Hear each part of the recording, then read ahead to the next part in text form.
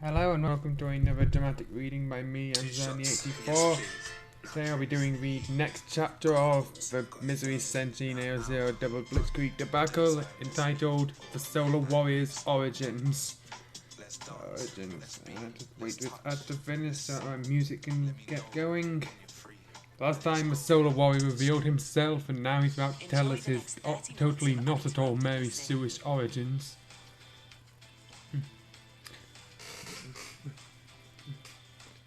Solar Warrior had the attention of everyone at SDF HQ now. Thus began to speak about his origins.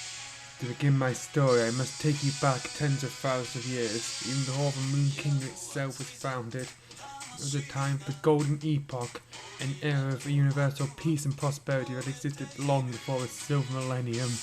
About this Golden Epoch was the Solar Realm, a kingdom that was governed on truth, justice, and mercy. The Lions themselves lived in a pocket dimension that existed within the sun. What? My age was old when time was young? That makes no sense. Our ruling god was known as the Guardian of the Sun, since our ruler was away on a 10,000 year journey to acquire knowledge of the other alien races that exist in this galaxy. So, but not many. Our kingdom is governed by the Royal High Council, consisting of the High Priest of the Sun. The royal and my way priests. Law and order was maintained by the Holy Order of the Solar Knight, and I, Nakajimi Tetsuro, was one of them. Was your name Nakajimi Tetsuro back then? I was born to one of the most powerful families of the nobility, who ruled what we had called the planetary province of Terra, what you called Earth. The solar realm consisted of all of your solar system. The Solar Knights known for even-handed administration of justice and acts of chivalry. Everyone who lived in our realm was assured that no criminal would escape, no cry for help go unheeded. Soon I was made the exalted commandant of the Solar Knights, and I was set to marry the Crown Princess herself once she and the Guardian of the Sun returned. Why did the princess go with him? That could have got rid of the whole confusing government situation. However, this is not to be. One day we were on a routine patrol near Pluto when we received a distress call. The planet it even exists as they do now tens of thousands of years ago. Oh, help, we are under attack, it went. Soon we heard a menacing voice. We have a Mecha Dominion. We will absorb your world into our realm. Rebelling against it is useless. We raced over to the outpost it saw it was virtually destroyed. We found a few survivors. He told us that the Mecha Dominion consisted of cybernetic beings who implanted computer chip devices onto the forehead of those they conquered and remained slaves to serve the supreme computer that governs their realm. Oh, so they're Borg? Or unless you want to give the author the benefit of doubt on his reference pool, Cybermen. They were on their way to Pluto. We had to stop them. We called reinforcements and gathered our force at Pluto. Soon we saw their vast armada, a vast fleet of ships without number. Ships that all looked the same and were all in the same pyramidal shape. Okay, they're definitely more of a Borg. They fought valiantly, their weapons were far too superior to ours. They had weapons that could destroy entire planets and entire fleets of starships. Soon Pluto fell to a Mecha Dominion. This battle was repeated with each planet. Neptune fell, then Uranus, Saturn, Jupiter, Mars, Earth, Venus, and Mercury. Wow, nice of them to go in order. Finally we made one last desperate stand at the sun. However, the Mecha Dominion mothership fired a powerful beam, collapsing the force field that kept our pocket dimension inside the sun in existence. What? All who were in there perished in solar fire. Soon all save I, were absorbed and managed to escape by self-destructing my ship and hiding out in a cargo box. I had managed to take some provisions beforehand. As well for Mummitor's squads of the United Galactic Confederation Defense Forces. That creates a terrible acronym. Rescued me. They briefed me on what happened. In order to remnant who managed to escape and taken from every planet in our realm. I was the only Solarian still alive. The solar realm was no more, and I was the last holy solar knight. I finally set on the moon. Even then had people on it and set up some survivors. Back then, after the Mecha Dominion attack, each planet was governed under its own system of government. Earth had fallen into anarchy and chaos, while Mercury, Venus and Jupiter had become monarchies. Mars, Saturn and Pluto republics, while Uranus and Neptune become military dictatorships. It had become a republic with a strong centralised system of government. There was a powerful president and an equally powerful parliament and high court. Soon enough, the president had asked me to head the newly created Lunar Republic Security Force, but it doesn't even create a nice acronym either. I served in that capacity for 30 years before I died of pancreatitis. And one day, the long absent guardian of the sun returned. Where the hell have you been all these years, you frigging bitch? He stopped by the moon and asked for me. I saw it in my office in Tranquility City, the capital of the Lunar Republic. I still remember everything as if it was yesterday. When I first saw her, she said, "Look, I'm sorry I missed out on the extinction, but there were so many life forms. I know you carry a tremendous burden in your heart. I know you lost everyone you cared for. I want to make that up to you. I am the guardian of the sun who was once ruler of the now extinct soul realm." "Well, no, duh." I then asked, "If you are her, why did you abandon us, you freaking bitch?" She replied, "I was seeking knowledge of all that lived here in the galaxy. Now I realize that I've been derelict in my duties. In retrospect, I shouldn't have taken my daughter with me. That might have left us rather decentralized. If I had been there, I could have saved my people, or died horribly alongside them. When my daughter saw what happened, she'd kill herself. Oh, I know that you were going to be wed to her, for some reason. I am sorry." I felt such a great loss then. Then she pointed towards the earth and spoke further.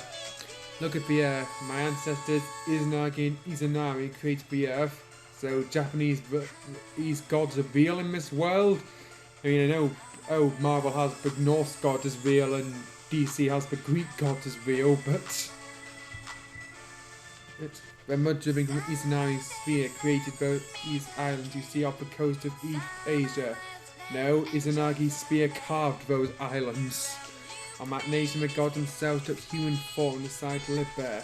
They call this language in their tongue Nihon, which means to them the source of the sun. They are vibrant people, but the lawlessness that permeates this planet threatens to overwhelm them. Already I've seen the terror that these anarchistic humans do. I visited this planet in many disguises. ISIS, in each I saw the natives there enslave another race called the Hebrews who were fleeing from starvation. In Western Hemisphere, I saw savage tribes cut out the hearts of other people while they were still alive.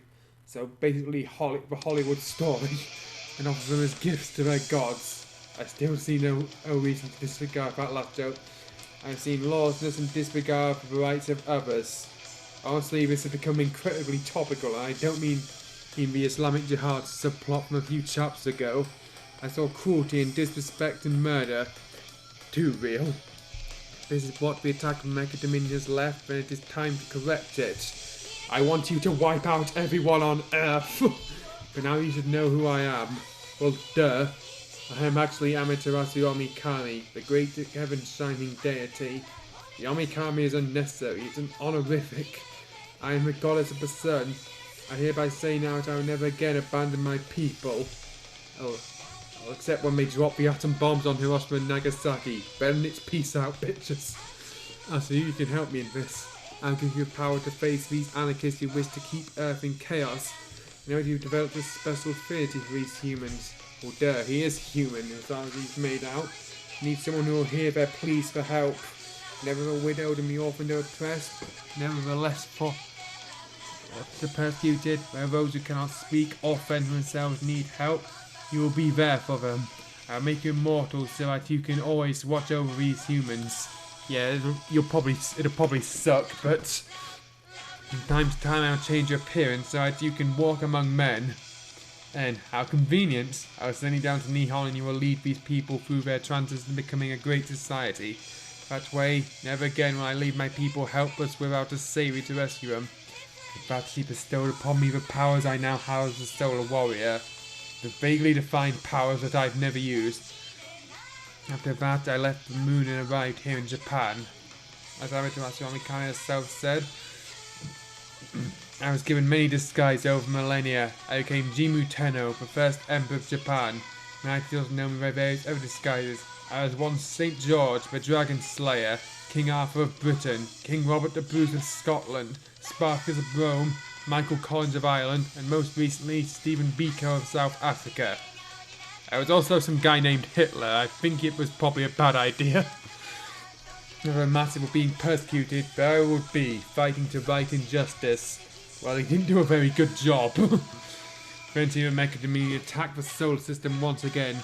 The attack was so devastating that finally Selene, either god of the Greek gods of the moon. Wait, now a Greek and Japanese gods are canon? And there's so many things wrong with that. Took the best of her Amazons and the best men of ancient Greece and settled them on the moon, where they promptly suffocated to death. Since this time the Lunar Republic was obliterated, they had to re-establish a nation there. Because it was one of those Amazons, Cynthia of Corinth was wed to Telemachus, son of Odysseus, and thus the Moon Kingdom was established and the Silver Millennium was inaugurated. From them descended every ruler of the Moon Kingdom, even Queen Serenity. During Queen Serenity's reign there was another Mecha Dominion attack, and I was called to help in defeating them. We were successful. Third time lucky, I guess. It was unfortunate for us that they hadn't advanced their technology or strategy in any way. The year after, Princess Serenity was born, at the same time as another person on Earth was. His name was Endymion, who was a descendant of Roland, the nephew of Charlemagne. He sounded his horn too late in battle for help and was killed by the Saracens. No, Endymion is a few years older than Serenity. His wife Orde went into labour and gave birth to his great-grandfather.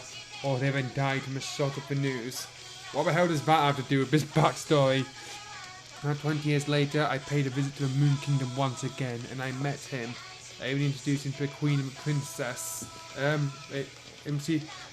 You do know that the prophecy about destroying the Moon Kingdom was about the Princess wouldn't live to grow up to be 20. I don't have any recollection of meeting you then, Mamma said. Torwald continued. But because you knew me then as Hakon Norjal, a Viking who had recently been converted to Christianity and was now using his fighting powers to help others. Amaterasu Amikami wasn't too keen on that. She briefly took away my powers. It was I who introduced you to Usagi. Oh, so I'm not wrong in calling this dude a Mary Sue. Now that you mention it, I do remember seeing a Viking that day when I first met her, Mam confessed, and though I don't remember much of my time in the Moon Kingdom, except for the visited the Moon Kingdom many times over the past 20 years and got to know a princess very well. I think he said that we'd make a good couple. I have to admit, but back then, Usagi wasn't as much the airhead she still is to an extent. Usagi was awake to hear that right now, she would have blushed. You're still resting for her recovery. So now you see, Tetrozune, I have been on your side all along. When I heard that the Moon Kingdom had been destroyed, I was stunned. Centuries afterwards, I prepared myself for the day that I would see my old friends again. Somehow I knew that it would be reunited. When the Dark Kingdom returned 6 years ago, I was ready. But then I was commanded by Amaterasu Omikari for a threat to Japan even greater map. Little did I know it would be the NIRA, N-I-R-A-A. The NIRA, just some hoodlums of a plane. The Dark Kingdom destroyed the planet. Twice! I promised Amaterasu Omikari that I would stop them. I hope now that I have earned your trust and can fight alongside you. Well, after that story, I wouldn't trust this guy of my life. Moon says speak. We're sorry if we ever doubted you, Solar Warrior, but then again, we'd never even heard of you until now. On behalf of the entire Sailor Senshi, we'd be happy to have you on our side. There is so much of this Solar Warrior's story about tears beginning to run down her face. I see you are moved by my tale, Daria. I don't know how I know your name. You are crying, Tetro said. No, I'm not, Daria answered. Then again, you have moved me. I must confess that ever since I first met you, I've drawn strongly attracted to you. I have drawn strongly attracted to you. What does that even mean? Also, you literally just met the guy. You're unlike any other guy I've ever met. I know this cannot be. You see, I've got a guy back home in London that I have a crush on named Trent Lane. If only he'd known how I felt. Daria, Tetris said, give it time. One of these days he'll tell you how he feels about you. He probably doesn't share her feelings. In this battle we're fighting for everyone we care about. I know I am. I have a wife and son back home in Narrative that I'm fighting for, who will probably die long before I do. I'm fighting for their future just as the Sailor Senshi are fighting for theirs. Remember, if we lose this battle, we lose everything we're fighting for. Freedom, security, and family. Then rest a hand on Daria's left shoulder. I can send it to our very special person. Use the talent that you have for good. So I could not even just where Anne?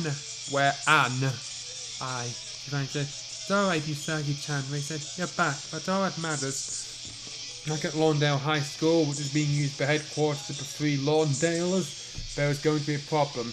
Trent with his sister Jane waiting for Annie and Miss Bartz to arrive with Quinn. Janie, Trent said at last, I can't stand my waiting. Sounds like you really care for Quinn, doesn't it? Jane said.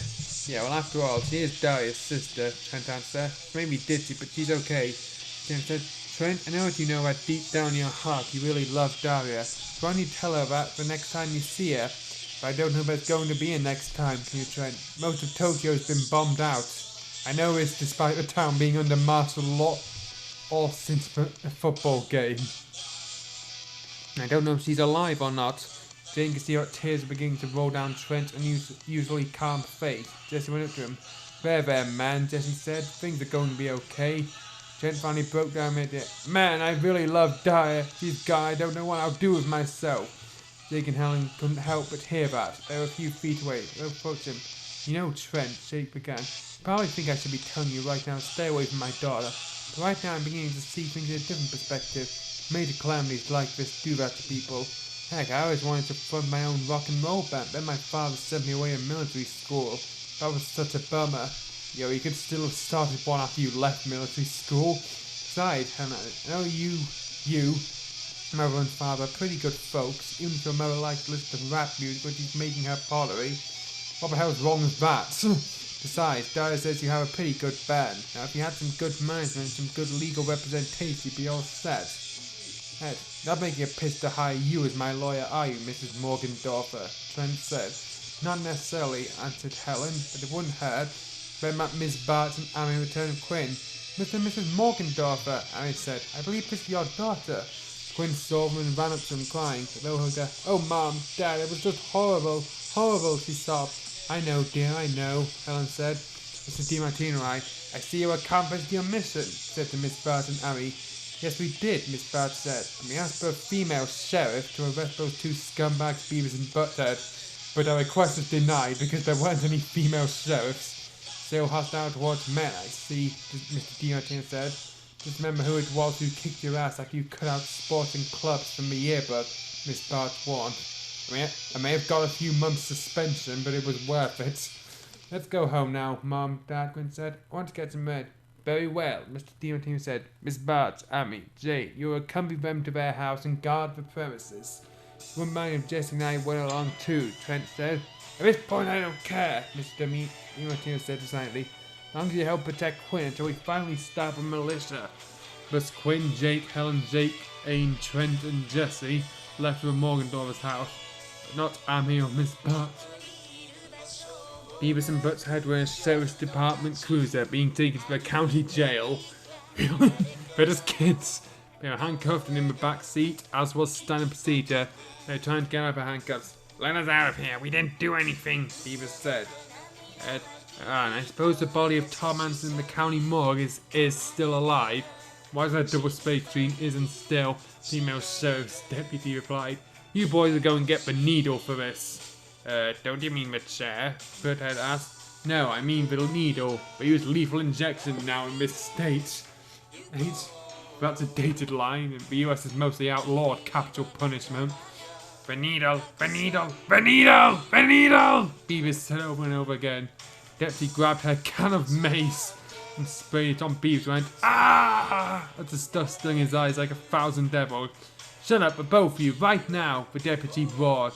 The car stopped at a red light. He said, I'm gonna take a whiz.